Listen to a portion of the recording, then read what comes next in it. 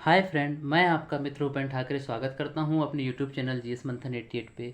और आज का जो हमारा टॉपिक है वो एक काफ़ी जटिल टॉपिक माना जाता है भूगोल विषय के अंदर।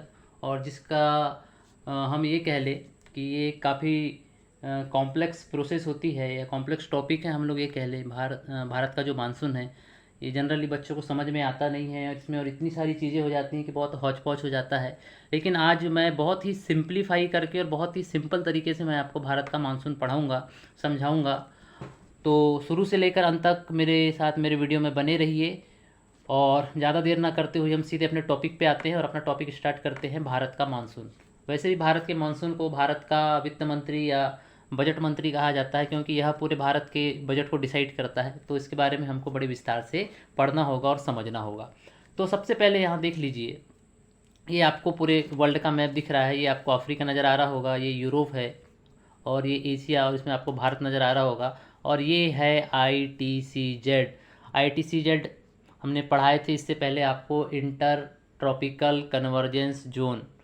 मतलब यह वह क्षेत्र होता है जहाँ पर दोनों गोलार्धों की व्यापारिक पवनें आपस में आकर मिलती हैं, और जिसकी स्थिति मैंने आपको बताया था 6 डिग्री नॉर्थ उत्तर में। ठीक, तो ये थोड़ा सा उत्तर की ओर शिफ्ट करता है, उसके कारण भी मैंने आपको बताए थे। लेकिन अभी फ़िलहाल हमको भारतीय मानसून पढ़ना है। तो ये भारत रहा, और ये भारत में आप लोग ये रेखा देख रहे हो, ये है ITCZ। मैंने हर जगह इसी कलर से ITCZ को मैंने शो किया है। ठीक, तो ये कब की स्थिति है? 21 जून की, जब कर्क रेखा पर सूर्य लंबवत पड़ता है तो ITCZ कहाँ शिफ्ट हो जाएगी? ये आपकी कर्क रेखा की ओर शिफ्ट हो जाएगी। तो क्या क्या होगा? ITCZ जहाँ पर होगा मतलब लो प्रेशर का ये केंद्र है, मतलब बहुत लो प्रेशर होगा वहाँ पे, है ना। तो जब प्रेशर लो हो जाएगा तो टेम्परेचर क्या हो जाएगा? मतलब टेम्परेचर हाई है इसलिए वहाँ प्रेशर लो है, मतलब लो टेम्परेचर का केंद्र होगा ITCZ, यानी निम्न दबाव का केंद्र होगा। इसके अलावा 21 जून को सूर्य कर्क रेखा पर लंबवत होता है। यही वाली बात यहाँ हो रही चित्र के माध्यम से। ITCZ एक सीधी रेखा का अनुसरण ही करती नहीं है। ठीक है, हमको ये मालूम है कि ITCZ एक सीधी रेखा का अनुसरण नहीं करती, बल्कि ये कुछ वेरी करता है, कहीं ऊपर कहीं नीचे। तो इसका कारण भी मैंने आपको बताया था। जहाँ लैंड होगा वहाँ पर ये थोड़ा ज़्यादा शिफ्ट करेगा, क्योंकि लैंड बहुत तेज़ी से गर्म होते हैं। तो ITCZ थोड़ा सा लैंड की ओर ज़्यादा शिफ्ट होता है। और वाटर की एक खासियत ये होती है कि वाटर बहुत लेट गति से गर्म होता है और लेट गति से ठंडा होता है। तो यही कारण है ITCZ का एक सीधी रेखा में न बनना। इसके अलावा ITCZ लो प्रेशर का केंद्र होता है। सारी बातें मैंने पहले भी आपको बताया था और पुनः आपको बता रहा हूँ, रिकॉल करवा रहा हूँ मैं आपको। ठीक है, ये भूमध्य रेखा रही, और भूमध्य रेखा के आसपास ये आपका अफ्रीका, और ये ऊपर यूरोप, एशिया, और ये भारत 23.5 डिग्री के आसपास इधर आपको दिखेगा, है ना। ये भारत की सेंटर से जाता है। और भारत की जो मुख्य स्थिति स्टार्ट होती है वो 8 अंश 4 मिनट उत्तरी अक्षांश, मतलब भूमध्य रेखा से 8 अंश ऊपर जो है भारत की स्थिति पाई जाती है। ठीक, अब पहली स्थिति आप लोग देख लीजिए 21 जून के पूर्व, जिसको हम लोग प्री मानसून कहते हैं, या प्री मानसून यहाँ पर हमको वर्षा भी देखने को मिलती है। तो 21 जून के पहले ITCZ धीरे धीरे भारत के दक्षिण भाग से उत्तर भाग की ओर प्रवेश करता है। बिल्कुल सही बात है।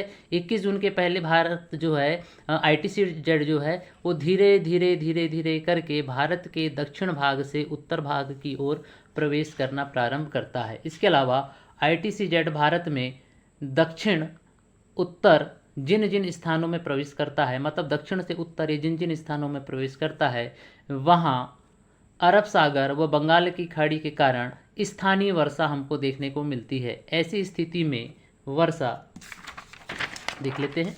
ऐसी स्थिति में वर्षा अलग अलग स्थानों में अलग अलग होती है। इन्हें प्री मानसून वर्षा को अलग अलग क्षेत्रों में अलग अलग नामों से जाना जाता है। सही बात है, अलग अलग क्षेत्रों में अलग अलग तरीके से बारिश हो रही है, कहीं ज़्यादा कहीं कम कहीं ज़्यादा, है ना। तो ये प्री मानसून वर्षा होती है, और उसका अलग अलग स्थानों पर अलग अलग इनके नाम हमको देखने को मिलते हैं। और इसी समय यानी प्री मानसून के पहले, मतलब 21 जून अभी गुजरा नहीं है, 21 जून के पहले की जो स्थिति है ये प्री मानसून की होती है ना। और यहाँ पर हमको दो चीज़ें देखने को मिलती हैं, दो घटनाएं देखने को मिलती है। सबसे पहली चीज़ तो यहाँ आपको संवहनी वर्षा मतलब कन्वेक्शनल रेन देखने को मिलेगी, और दूसरा हीट वेव देखने को मिलेगी, अर्थात लू आपको देखने को मिलेगी। और अभी अभी जब मैं वीडियो शूट कर रहा हूँ तो ये हीट वेव का ही टाइम है ना। टेम्परेचर बहुत ज़्यादा बढ़ रहा है। तो ये प्री मानसून मतलब 21 जून से पहले की स्थिति आप यहाँ देखो, ये भारत का मैप है ना। भारत के मैप को आप यहाँ देखो, ITCZ को हमने कुछ इस तरीके से शो किया हुआ है। तो ITCZ सबसे पहले कहाँ प्रवेश करता है, ये केरल वाले हिस्से में प्रवेश करता है। मतलब यहाँ टेम्परेचर कैसा हो जाएगा, हाई होगा तो प्रेशर लो हो जाएगा। और यहाँ पर फिर यहाँ से शिफ्ट होके ये कहाँ जाएगा, थोड़ा सा ऊपर कर्नाटक महाराष्ट्र, फिर आगे शिफ्ट होगा मध्य प्रदेश की ओर, फिर इधर ये आगे फिर बढ़ता जाता है। ठीक, लेकिन एक स्थिति ऐसी आती है कि ITCZ 23.5 कर्क रेखा के आसपास ये शिफ्ट करता है, और ITCZ फिर एक सीधा रेखा को फॉलो नहीं करता, बल्कि थोड़ा सा ये ऊपर नीचे इसकी शिफ्टिंग हो जाती है। उसके कारण है वही लैंड, है ना। अब यहाँ पर हम लोग देखते हैं प्री मानसून। तो ITCZ का जो प्रवेश होता है तो इसमें क्या होगा, संवहनी वर्षा होगी, कन्वेक्शनल रेन होगी। तो इसमें क्या क्या चीज़ें होगी, देखो 12 से 4 बजे के बीच टेम्परेचर ज़्यादा होने के कारण यहाँ वाष्पीकरण अधिक होगा, तथा शाम को 4 बजे के बाद यहाँ 1 से 2 घंटे की तीव्र वर्षा हमको देखने को मिलती है। तो क्या होगा, दिन में एक्चुअल में होगा ये कि 12 से 4 के बीच में वाष्पीकरण होगा, गर्मी बहुत ज़्यादा होगी, गर्मी ज़्यादा होने के कारण टेम्परेचर बढ़ेगा, और टेम्परेचर बढ़ने के कारण यहाँ पर वाष्पीकरण होगा। वाष्पीकरण होने के कारण यहाँ हवाएं सीधे ऊपर की ओर उठेंगी और अपने साथ में पानी की बूंदों को ले जाएंगी, और जैसे जैसे ऊंचाई में जाएंगी तो ऊंचाई में जाने के बाद इनमें कंडेंसेशन की प्रोसेस स्टार्ट होगी, क्लाउड का फॉर्मेशन होगा, और फिर 4 बजे के आसपास 2-3 घंटे तक बारिश होती रहेगी। मतलब वो 6 से 7 बजे तक भी बारिश हो सकती है। ठीक, यह स्थानीय वर्षा होती है, लेकिन इसमें बहुत ज़्यादा तीव्रता होती है, बहुत तेज़ गति से बारिश होती है। साथ ही साथ यहाँ पर बहुत तेज़ गति से आपको वायु का जो प्रवाह है देखने को मिलेगा। मतलब इसको आंधी तूफान भी हम लोग कहते हैं। बड़ी तेज़ वर्षा होती है। आंधी तूफान क्यों होगी कि दिन भर में हवाएं जब गर्म होंगी तो वहाँ पर लो प्रेशर होगा, और लो प्रेशर को भरने के लिए बहुत तेज़ी से हवाएं आएंगी हाई प्रेशर की ओर से, है ना। तो हाई प्रेशर से लो प्रेशर जब हवा चलेगी तो बहुत तेज़ी से वो चलेंगी, है ना। और जिसके कारण क्या होगा कि कई बार ये भी होगा कि बहुत आंधी और तूफान आने से बहुत सारी चीज़ों को बड़ा नुकसान पहुँचेगा, बहुत सारी चीज़ों को बहुत ज़्यादा वो डैमेज भी करेगा, है ना। तो ये सारी चीज़ें हैं। यह एक छोटे स्थान में वर्षा होती है, ठीक है। एक कन्वेक्शनल रेन होती है, यह एक छोटे स्थान में वर्षा होती है ना। और इसका अलग अलग स्थान में अलग अलग नाम होता है। तो कुल मिला के आप समझ लो, संवहनी वर्षा मतलब छोटे स्थान में होने वाली वर्षा, जो कि प्री मानसून के पहले 21 जून के पहले भारत के अलग अलग क्षेत्रों में अलग अलग तरीके से देखी जा सकती है ना। अब मान लो आप घर से निकल रहे हो और बारिश हो रही है, आप घर से 2-3 किलोमीटर या 4 किलोमीटर आगे गए तो आपने देखा कि वहाँ पर कोई बारिश नहीं हो रही। तो ऐसी आपको स्थिति देखने को मिल सकती है, ठीक। और ये कब आपको देखने को मिलेगी, 21 जून के पहले वाली स्थिति। लेकिन जब 21 जून को जब सूर्य प्रवेश कर जाएगा कर्क रेखा पर, या कर्क रेखा पर जब लंबवत चमकेगा, उसके बाद से हम सही तरीके से कहते हैं कि भारत में मानसून आ चुका है। फिर वो बारिश होगी, वो तरीके की वाली बारिश होगी, ठीक।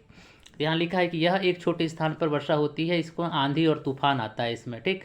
इसके अलावा बंगाल में इस स्थानीय वर्षा को काल बैसाखी कहते हैं, बिहार में इस स्थानीय वर्षा को नार्वेस्टर कहते हैं, केरल कर्नाटक में इसको आम्र वर्षा, और मध्य प्रदेश में इसको मावठा कहते हैं। इसके अलावा केरल में इसको चेरी ब्लॉसम भी कहते हैं। तो मैंने इस संवहनी स्थानीय वर्षा के अलग अलग स्थानों में जो नाम कहे जाते हैं वो भी मैंने आपको यहाँ पर बता दिए हैं, ठीक। तो ये एक बार आप इस पिक्चर को थोड़ा सा दिमाग में रखिए। प्री मानसून है, 21 जून से पहले की स्थिति। अभी 21 जून गुजरा नहीं है, मतलब ITCZ जो है कहाँ नहीं पहुँचा है, हमारे 23.5 डिग्री कर्क रेखा पर नहीं पहुँचा, अर्थात भारत में ये नहीं पहुँचा है, ठीक। मतलब भारत के मध्य भाग में नहीं पहुँचा है।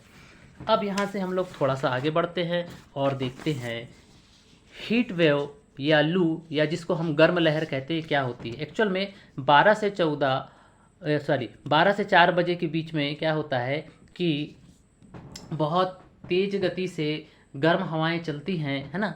अब गर्म हवाएं चलती हैं तो इसमें क्या होता है, इसमें माइक्रोवेव चलती है। माइक्रोवेव मतलब जो होती है सूक्ष्म तरंगें चलती हैं, जो हमारी बॉडी को पेनिट्रेट करके प्रवेश कर जाती हैं, और हमारी जो बॉडी के अंदर जो सेल होते हैं उनको ये मारने लगती है, जिससे इंटरनल ब्लीडिंग होने से हमको ब्रेन हेमरेज भी हो सकता है, चक्कर भी आ सकता है, दम भी घुट सकता है, या ब्लड क्लॉट होने से कभी कभी इंसान की मृत्यु भी हो सकती है, ठीक है। लेकिन याद रखना, लू से मरने का कारण कहीं भी निर्जलीकरण या डिहाइड्रेशन नहीं होता है, ये आप लोग हमेशा याद रखना। क्योंकि उत्तर भारत एक ऐसा क्षेत्र है जहाँ पर हमें बहुत सारी जीवनदायिनी नदियाँ हमको मिली हुई हैं उपहार स्वरूप, प्रकृति के स्वरूप। तो कोई व्यक्ति प्यास से तो मरेगा नहीं, और यहाँ मरने का जो कारण है वो कहीं ना कहीं ब्लड का क्लॉट होना, चूँकि ये जो माइक्रोवेव्स हैं ये 12 से 4 के बीच में ज़्यादा चलती हैं गर्मी में, है ना, और इस दौरान अगर कोई व्यक्ति इनके संपर्क में डायरेक्ट आता है तो वो उसके शरीर में पेनिट्रेट करती हैं, उसकी सेल को मारती है और सेल के मरने से ब्लड क्लॉट होता है, दम घुटता है या ब्रेन हेमरेज जैसे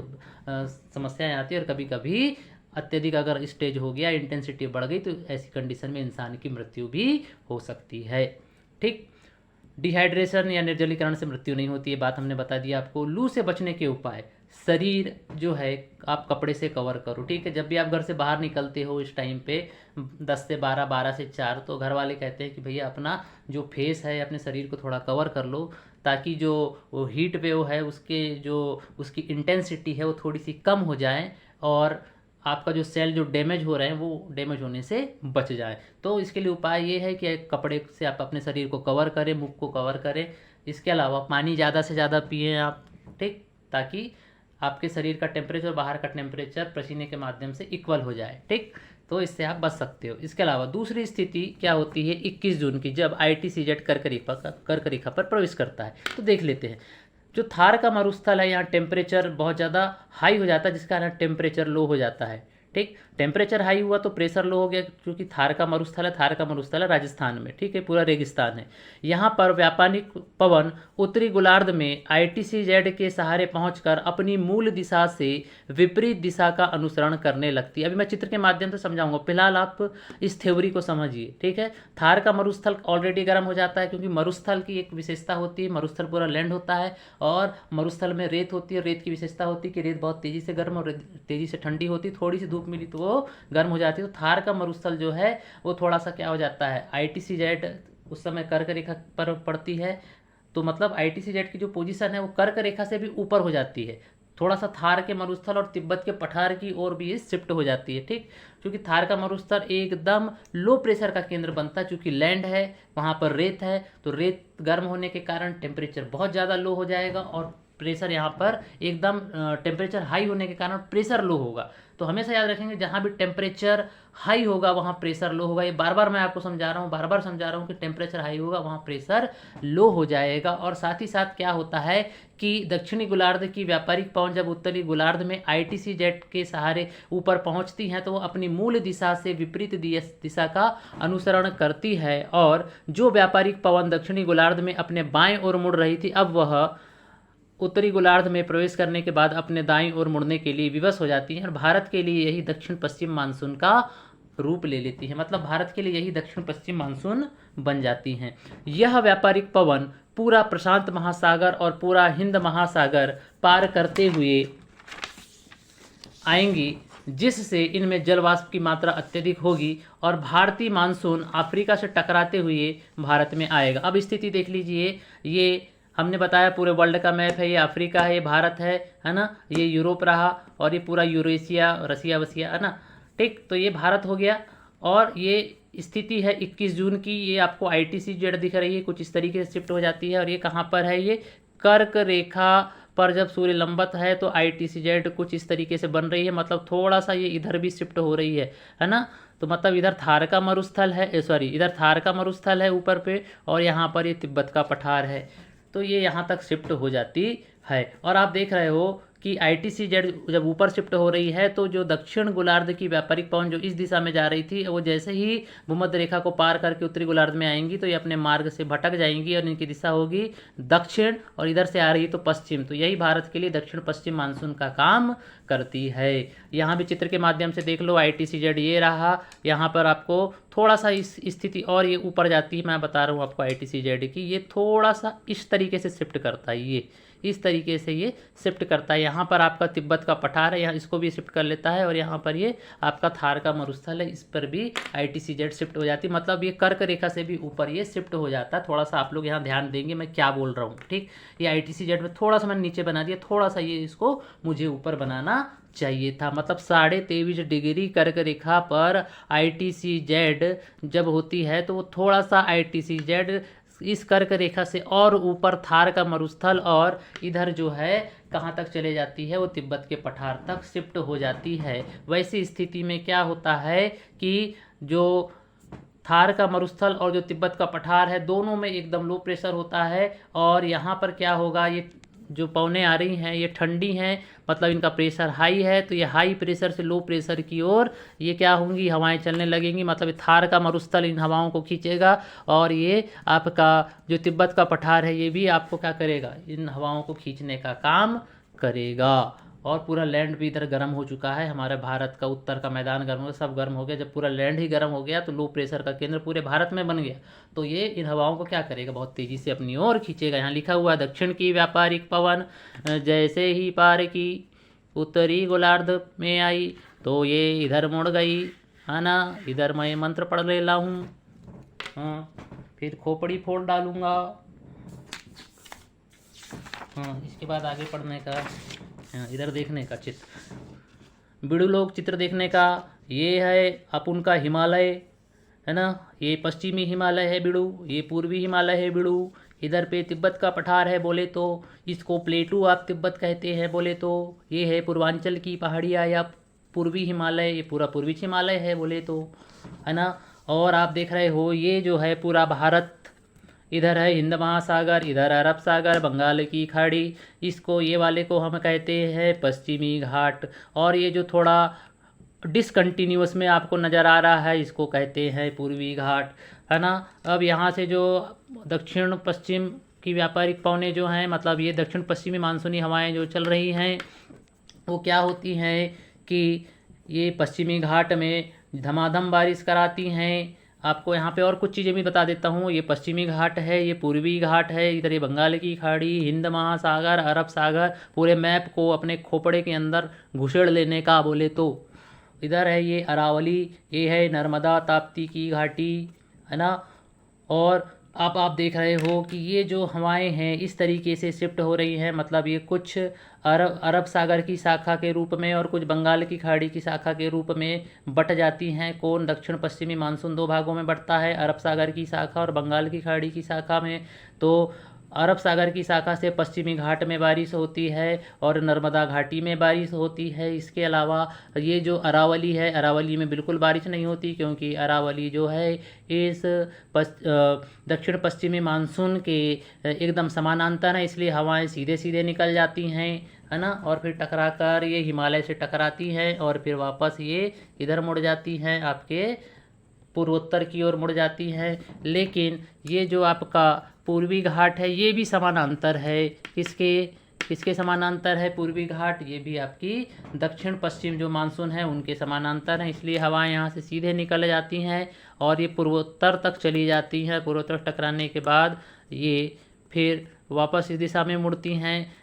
इसी बीच में एक और धारा आती है, चूँकि जो पूर्वी घाट है यहाँ बारिश नहीं हो रही क्योंकि समानांतर हैं, लेकिन एक धारा है जिसका नाम है पूर्वी जेट स्ट्रीम धारा।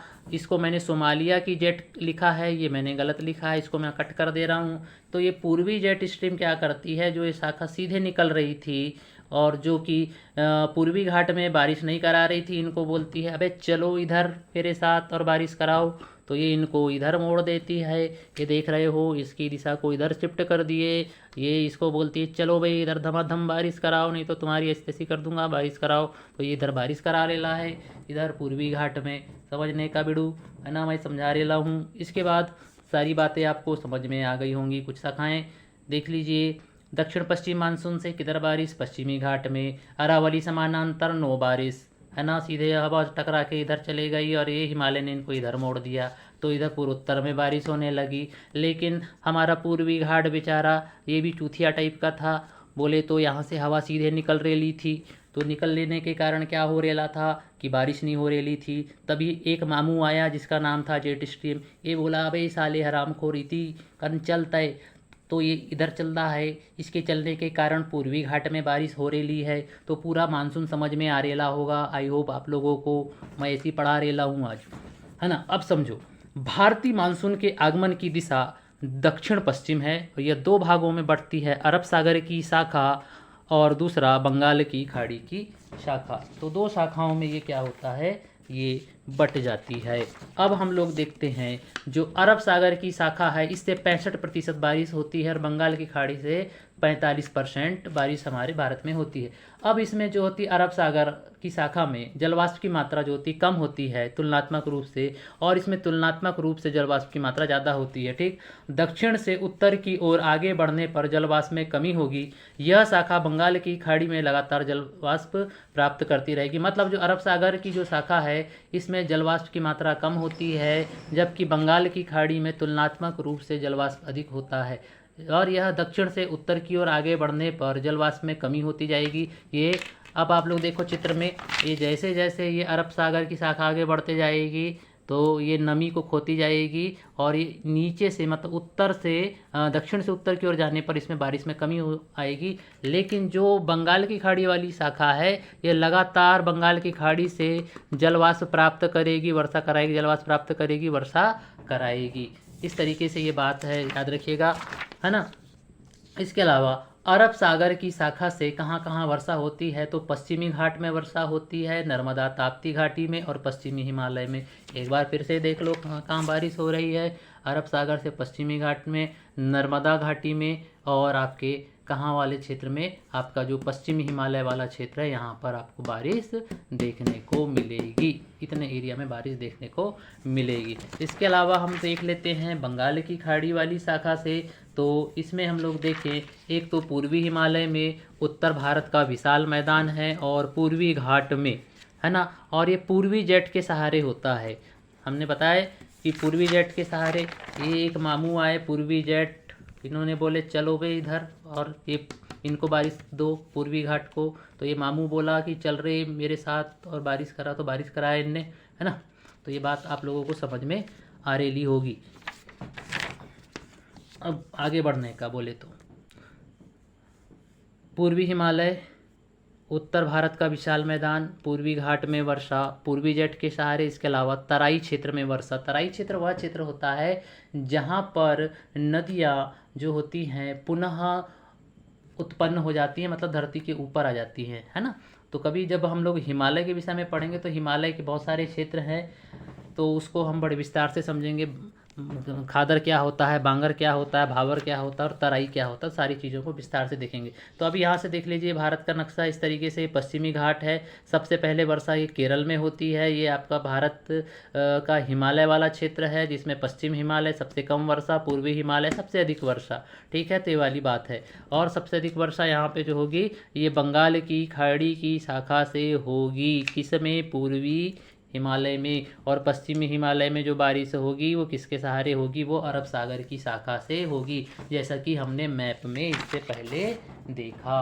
अब हम लोग देखते हैं आगे।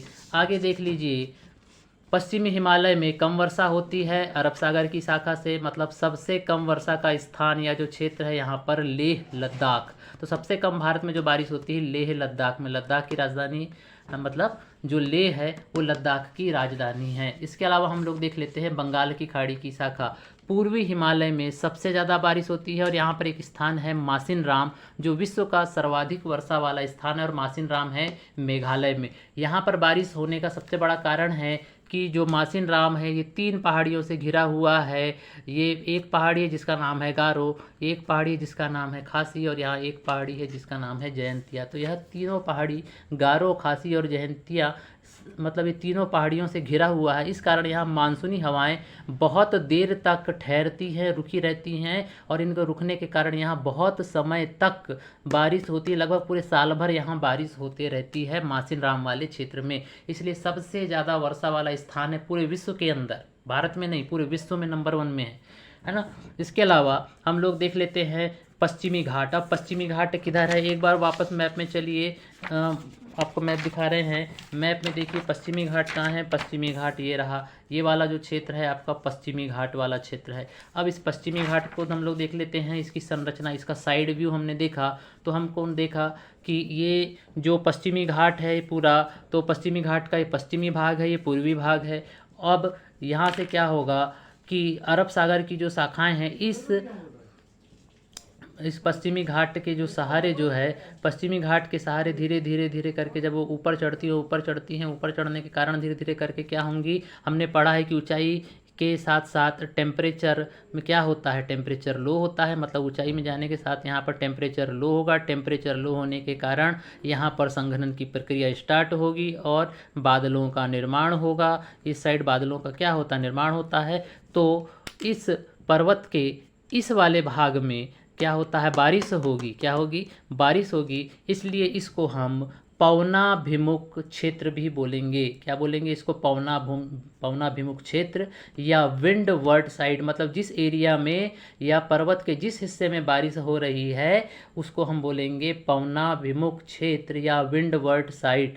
जबकि दूसरा क्षेत्र में क्या होगा, बहुत कम बारिश होगी, क्योंकि अभी हवाएं जब इस ढाल के सहारे जब नीचे उतरेंगी तो इनमें क्या होगा, संघनन की प्रक्रिया नहीं होगी, क्योंकि नीचे ये उतरती हुई हवाएं क्या होंगी, वापस से गर्म हो जाएगी। जैसे जैसे हम ऊपर से नीचे आते हैं तो टेम्परेचर क्या होता है, वापस से बढ़ने लगेगा। और टेम्परेचर बढ़ने के कारण क्या होगा, पश्चिमी घाट के पूर्वी भाग में बारिश बहुत कम होती, बहुत कम बारिश हमको देखने को मिलती है। अब यहाँ पर थोड़ा सा हम लोग यहाँ पर देख लेते हैं। पवनाभिमुख क्षेत्र को हम लीवर्ड साइड भी कहते हैं, पवनाभिमुख क्षेत्र। तो ये वाला जो क्षेत्र है इस साइड वाला पवनाभिमुख, मतलब पवन से विमुख क्षेत्र है, इसलिए यहाँ बारिश नहीं होती है। इसलिए इसको लीवर्ड साइड भी अंग्रेजी में कहते हैं, या इसको वृष्टि छाया प्रदेश कहते हैं। मतलब जिस एरिया में बारिश ना हो या ना के बराबर हो उसको हम वृष्टि छाया प्रदेश या लीवर्ड साइड कहते हैं। हमने देखा ऊंचाई घटने पर तापमान बढ़ेगा, यही बात हमने यहाँ किया। संघनन नहीं होगा, ऊंचाई में गए तो टेम्परेचर लो हुआ, संघनन हुआ। नीचे आए तो टेम्परेचर बढ़ा, संघनन नहीं हुआ, बादल नहीं बने, तो यहाँ पर क्या होगा, बहुत कम वर्षा होगी या न के बराबर वर्षा होगी। मतलब ये वाला जो साइड है, ये वाले पूरे हम साइड को बोलेंगे लीवर्ड साइड, और इधर वाले को हम बोलेंगे विंडवर्ड साइड या पवनाभिमुख क्षेत्र। पश्चिमी भाग में ज़्यादा बारिश होगी, मतलब पश्चिमी घाट के पश्चिम भाग में ज़्यादा बारिश होगी, और पश्चिमी घाट के पूर्वी भाग में बहुत कम या न के बराबर बारिश होगी। ये हमको इस मैप के माध्यम से समझ में आ रहा है।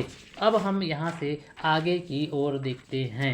ठीक, अब यहाँ देख लीजिए ध्यान से, दक्षिण पश्चिम मानसून की हवाएं का पश्चिमी घाट के पश्चिमी ढाल के सापेक्ष उठकर ठंडा होना ऊंचाई में, तो उससे क्या होगा, संघनन होगा और बादल बनेंगे और वर्षा होगी। यही वाली बात हमने आपको बताया कि दक्षिण मानसून की हवाओं का पश्चिमी घाट के पश्चिमी ढाल के सहारे या सापेक्ष ऊपर उठकर ठंडा होना ऊंचाई में, और ठंडा होने के साथ संघनन होना, संघनन होने के साथ में बादलों का निर्माण करना और वर्षा होना। तो एक साइड में बारिश होगी और दूसरा साइड जो है सूखा पड़ा रहेगा या न के बराबर वहाँ पर बारिश होगी। तो वही वाली बात है, ये वर्षा छाया प्रदेश है पश्चिमी घाट का, जो है ना, कौन सा वाला, ये वाला जो भाग आपको नज़र आ रहा है ये वर्षा प्रदेश है। मतलब पश्चिमी घाट का पश्चिमी भाग वर्षा प्रदेश है, जबकि पश्चिमी घाट का जो पूर्वी भाग है जो इस आकार का हमको नज़र आ रहा है इसको हम छाया प्रदेश कहते हैं, है ना। अब कुछ बातों को यहाँ हम लोग समझ लेते हैं। छाया वृष्टि प्रदेश मतलब पश्चिमी घाट में उत्तर से दक्षिण की ओर आए तो, मतलब ऊपर से नीचे की ओर हम आए तो इसकी ऊंचाई बढ़ना प्रारंभ होगी। मतलब ये जो पश्चिमी घाट जो है, पश्चिमी घाट का जो पूर्वी भाग है वो दक्षिण दिशा में काफ़ी ऊंचा है ना, इसलिए यहाँ पर वृष्टि छाया प्रदेश काफ़ी बड़ा बनेगा। ठीक, ये बात आप ध्यान से समझ लेना। पश्चिमी घाट में वृष्टि छाया प्रदेश के उदाहरण हैं मुंबई और पुणे। तो मुंबई और पुणे के बीच में मुश्किल से लगभग 200 किलोमीटर की दूरी है, लेकिन मुंबई में जहां बाढ़ आती है वहीं पुणे में सूखा पड़ता है। क्यों? क्योंकि मुंबई पश्चिमी घाट के पश्चिम भाग में है और पुणे पश्चिमी घाट के पूर्वी भाग में है। ठीक है, ये विंडवर्ड साइड है और ये लीवर्ड साइड है। ठीक है, इस बात को हम समझ लीजिए। मुंबई और पुणे के बीच में एक छोटा सा दर्रा या गैप पाया जाता है जिसको हम कहते हैं पालघाट दर्रा। इसके अलावा पश्चिमी घाट में ही केरल और तमिलनाडु भी हमको देखने को मिलते हैं। है ना, क्योंकि जो तमिलनाडु है पश्चिमी घाट का पूर्वी भाग है। अब थोड़ा सा तमिलनाडु को आप लोग देख लीजिए। तमिलनाडु का जो मतलब जो तमिलनाडु वाला हिस्सा है या एरिया है, यह 3 पहाड़ियों से घिरा हुआ है, या 3 पहाड़ियाँ यहाँ पर आपको देखने को मिलेगी। एक है, ऊपर जाओगे तो आपको दिखेगी अन्नामलाई, थोड़ा नीचे आओगे आपको मिलेगी पालनी की पहाड़ी, और थोड़ा नीचे आओगे आपको यहाँ इलायची की पहाड़ी मिलेगी, और यहाँ पर आपको देखने को मिलेगा तमिलनाडु। तो ये पश्चिमी घाट का पूर्वी भाग है, और यहाँ से जब दक्षिण पश्चिम मानसून की हवाएं आती हैं, और यहाँ पर है देखो केरल, तो केरल में तो धमाधम बारिश हो रही है क्योंकि ये इसके पश्चिमी भाग में है, पश्चिमी घाट के पश्चिमी भाग में केरल है। और दूसरे साइड में जो तमिलनाडु है वो अन्नामलाई, पालनी और इलायची की पहाड़ियों से घिरा हुआ है, और ये क्या करती हैं, इन हवाओं को रोक लेती हैं, जिसके कारण एक हैंड पे बारिश होती है और दूसरा हैंड सूखा रह जाता है। मतलब तमिलनाडु को बारिश नहीं मिल पाती, या न के बराबर बारिश तमिलनाडु में होती है, इसलिए तमिलनाडु में गर्मी भी बहुत बनी रहती है। ठीक, इसके अलावा हम लोग यहाँ से थोड़ा सा आगे बढ़ते हैं।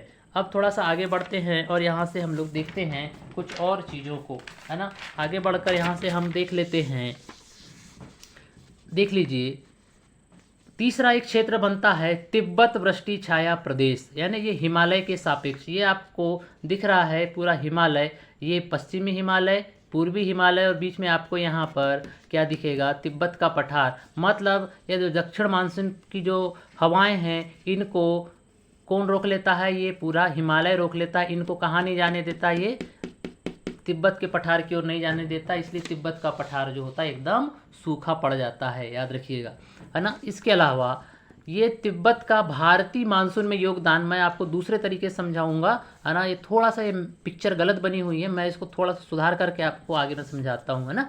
इसको फिलहाल छोड़ दीजिए। अब यहाँ पर हम लोग देख लेते हैं भारत में शीत ऋतु में पवनों का प्रवाह या लौटता हुआ मानसून। अब क्या होगा, 23.5 डिग्री जो कर्क रेखा है, कि इस कर्क रेखा में क्या होता है कि 21 जून को सूर्य एकदम लंबवत चमकता है, मतलब ITCZ कुछ इस दिशा में आपको मिलेगी। लेकिन जैसे जैसे सूर्य जो है, अब यहाँ से 21 जून खत्म होने के बाद में सूर्य धीरे धीरे किधर होगा, नीचे के अक्षांशों की ओर शिफ्ट होगा, और एक स्थिति आएगी 22 दिसंबर की, जब मकर रेखा पर सूर्य लंबवत चमकेगा। तब ITCZ का निर्माण कुछ इस तरीके से होगा, और ये ऑस्ट्रेलिया से होकर ये ITCZ गुजरेगी। अब क्या होगा, देखो, व्यापारिक पवन ITCZ के सहारे दक्षिणी गोलार्ध में प्रवेश करेंगी, वह अपनी मूल दिशा के विपरीत दिशा में बाईं ओर मुड़ जाएगी। हमने क्या पढ़ा था कि उत्तरी गोलार्ध में हवा हमेशा अपने कौन सी ओर मुड़ती हैं, कौन सी ओर मुड़ती हैं, अपने दाएं ओर मुड़ती हैं। लेकिन ये जैसे ही ITCZ के सहारे प्रवेश करेंगी तो वापस किधर मुड़ जाएंगी, ये मुड़ जाएंगी आपके अपने बाएं ओर मुड़ जाएंगी। यहाँ पर ये दाहिने मुड़ रही थी, जैसे ही पार करेंगी तो ये पार करके मुड़ जाएंगी, अपने बाएं ओर मुड़ जाएंगी दक्षिणी गोलार्ध में, याद रखेंगे। अब यहाँ से हम आगे की स्थिति को समझते हैं। अब लौटता हुआ मानसून, देखो ये पूरी हवाएं वापस लौट रही हैं, और देखो ये मुड़ रही हैं, है ना। ये मैंने ऐसी पिक्चर ड्रॉ कर दिया है ना, ये पिक्चर ड्रॉ किया है। ये है आपका 0 डिग्री, जैसी विषुवत रेखा को पार करके नीचे दक्षिण गोलार्ध में आएंगी तो ये इधर जा रही थी तो ये इधर मुड़ जाएंगी, ठीक है। अब क्या होगा, उत्तर पूर्व मानसून, मतलब दक्षिणी गोलार्ध के संदर्भ में इसको क्या कहेंगे, उत्तर पूर्व मानसून की हवाएं। और हमारे लिए क्या होता है, दक्षिण पश्चिम मानसून था, और ऑस्ट्रेलिया वालों के लिए या विषुवत रेखा से नीचे अक्षांश वाले जो देश हैं उनके लिए यह उत्तर पश्चिम मानसून का रूप कहलाएगा, या उत्तर पूर्व मानसून ये कहलाएगा। तो दक्षिण गोलार्ध के देशों के संदर्भ में यह उत्तर पूर्व मानसून कहलाएगा, और इसको हम रिट्रेटिंग मानसून या लौटता हुआ मानसून भी कहते हैं। चूँकि भारत में लैंड ज़्यादा है, ऊपर कोई महासागर नहीं है, और यह स्थिति कब बनती है, अक्टूबर से नवंबर के महीने में ये स्थिति बनती है। अब क्या होगा, जब ये हवाएं वापस लौटेंगी तो बंगाल की खाड़ी से थोड़ी बहुत ये नमी को उठाएंगी, और ये जाके टकराएंगी किससे, ये कोरोमंडल तट है, और कोरोमंडल तट से टकरा कर ये तमिलनाडु में थोड़ी बहुत बारिश कराएंगी। मतलब अच्छी खासी बारिश हो जाती है तमिलनाडु में। चूँकि ये एक स्थिति में हमने देखा कि तमिलनाडु में बारिश नहीं हो रही क्योंकि वो वृष्टि छाया प्रदेश में आ रहा था, है ना, वो इलायची की पहाड़ी, कार्डेमम की पहाड़ी के कारण और पालनी की पहाड़ी के कारण। लेकिन जो लौटता हुआ मानसून है बंगाल की खाड़ी से नमी को उठाता है, कोरोमंडल से टकराता है और तमिलनाडु में बारिश कराता है। तो देखो, कोरोमंडल से टकराएगी कौन सी हवा, ये उत्तर पूर्व मानसून की हवा टकराएगी और लौटते हुए मानसून में तमिलनाडु का वर्षा छाया प्रदेश बंगाल की खाड़ी की शाखा से कोरोमंडल द्वारा टकराएगा और तमिलनाडु में इससे बारिश होगी। मतलब लौटता हुआ मानसून आपको समझ में आ गया। बारिश कैसे होगी कि बंगाल की खाड़ी से ये लौटती हुई हवाएं नमी उठाएंगी और टकराएंगी किससे, कोरोमंडल से टकराएंगी और तमिलनाडु में बारिश करा डालेंगी। ठीक, इसी को हम लौटता हुआ मानसून कहते हैं। और हमने सुना है कि लौटते हुए मानसून के कारण कहाँ बारिश होती है, तो कोरोमंडल के तट पे अर्थात तमिलनाडु में हमको बारिश देखने को मिलती है। अब शीतकाल की वर्षा उत्तर पूर्व या पूर्वोत्तर की दिशा से हो रही है। शीतकाल की वर्षा किधर से हो रही है, उत्तर पूर्व या पूर्वोत्तर की दिशा से हो रही है। ये उत्तर और ये पूर्व, इसलिए हमारे लिए पूर्वोत्तर की बारिश है। ठीक, हो रही है और थोड़ी बहुत वर्षा होती है तमिलनाडु में, लेकिन इससे जो धान का उत्पादन होता है तमिलनाडु में बहुत ज़्यादा होता है, क्योंकि एक तो वृष्टि छाया प्रदेश में होने के कारण थोड़ी बहुत बारिश होती है और लौटता हुआ मानसून फिर थोड़ी बहुत बारिश करा देता है। तो एक अच्छी खासी बारिश पूरे मतलब वर्ष भर हमको देखने को मिल जाती है तमिलनाडु में। और तमिलनाडु एक बेहतर धान उत्पादन का केंद्र बन जाता है, इसलिए तमिलनाडु में सबसे ज़्यादा जो है चावल का उत्पादन आपको देखने को मिलता है। ठीक, और पूरे साल भर यहाँ जल की उपलब्धता बनी रहती है। तो लौटता हुआ मानसून और वृष्टि छाया प्रदेश का थोड़ा बहुत पानी इसको मिल जाता है तमिलनाडु को। तो इस तरीके से यहाँ बारिश होती है और बारिश होने के कारण ये धान उत्पादन का एक प्रमुख केंद्र बन जाता है। अब ये हवाएं अब कहाँ जाएंगी, किधर से किधर जा रही हैं। देखो, ये ऐसी आई और अपने किधर मुड़ गई, बाएं ओर मुड़ जाती हैं। तो ये आपको समझ में आ जाना चाहिए, जैसे इन्होंने किसको पार किया, इक्वेटर को पार किया, वैसे ही अब हमको देखना है कुछ और चीज़ों को। अब कुछ और चीज़ें क्या रह गई हैं वो मैं आपको यहाँ पर एक बार दिखा देता हूँ। अब देखने के लिए कुछ बचा नहीं है, देखने के लिए बचा है भारतीय मानसून पर तिब्बत के पठार या जो रेगिस्तान का प्रभाव या योगदान। क्या योगदान है इसको आप देख लो। ये पूरे भारत का मैप है, इसको बड़े ध्यान से समझिएगा। ये पूरे भारत का मैप है और ये आपको दिख रही हैं हवाएं जो आ रही हैं, है ना। तो ये हमारी दक्षिण पश्चिम मानसून की हवाएं हैं, ये दो शाखाओं में बढ़ जाती है। इधर अरब सागर से घुस जाती हैं और कुछ जो हैं ये किधर से जाती हैं, बंगाल की खाड़ी से जाती हैं। ठीक है, अब क्या होगा कि ITCZ 23.5 डिग्री पर जब होता है या उससे थोड़ा ऊपर जब शिफ्ट होता है तो तिब्बत के पठार तक ITCZ पहुंच जाता है। और ITCZ जब तिब्बत के पठार पे पहुंचता है, इसका मतलब ये होता है कि तिब्बत का पठार एकदम हीटर की तरह गर्म हो जाता है। और यहाँ से जो हवाएं हैं तिब्बत के पठार से, ये हवाएं जो हैं ऊपर की ओर वायुमंडल में प्रवेश करती हैं और ऊपरी वायुमंडल में जब ये जाती हैं तो उसी समय हमने एक चीज़ पढ़ा था, इससे पहले वाले वीडियो में क्या पढ़ा था हमने, उपोष्ण जेट या उपोष्ण कटिबंधीय जेट, जिसकी दिशा किधर से होती है, पश्चिम से पूर्व अर्थात पृथ्वी की घूर्णन की दिशा में होती है। तो यह इन हवाओं को इस दिशा में, ये देखो दिख रही है उपोष्ण जेट, ये इन ऊपर उड़ती हुई तिब्बत के पठार की हवाओं को वायुमंडल में इधर धकेल देती हैं। मतलब किधर धकेल देंगी, पूर्व की ओर धकेल देती हैं। लेकिन कुछ दूर वो किधर ट्रेवल करेंगी, वायुमंडल में ट्रेवल करेंगी और वापस फिर किसका पालन करने लगेंगी, ये किसका पालन करने लगेंगी, ये कोरियोलिस बल का पालन करेंगी या फेरल के नियम का पालन करेंगी और अपने किधर मुड़ जाएंगी, ये अपने दाहिने ओर मुड़ जाएंगी। और दाहिने ओर मुड़ने के कारण ये फिर किसका रूप ले लेंगी, ये फिर एक जेट का निर्माण करेंगी जिसको हम लोग भारत के संदर्भ में पूर्वी जेट कहते हैं। ये पूर्वी जेट बन गया, ये देख रहे हो, ये पूर्वी जेट बन गया। और ये पूर्वी जेट कहाँ बारिश कराता है, इस पूर्वी घाट में बारिश कराता है। और यहाँ से जो निकली हुई जो हवाएं हैं वो पूर्वी घाट में बारिश कराएंगी और बाकी की हवाएं ये इधर से निकल कर मेडागास्कर पर जाकर बैठेंगी, जिसके कारण मेडागास्कर पर हाई प्रेशर बनेगा और फिर से ये हाई प्रेशर की हवाएं भारत में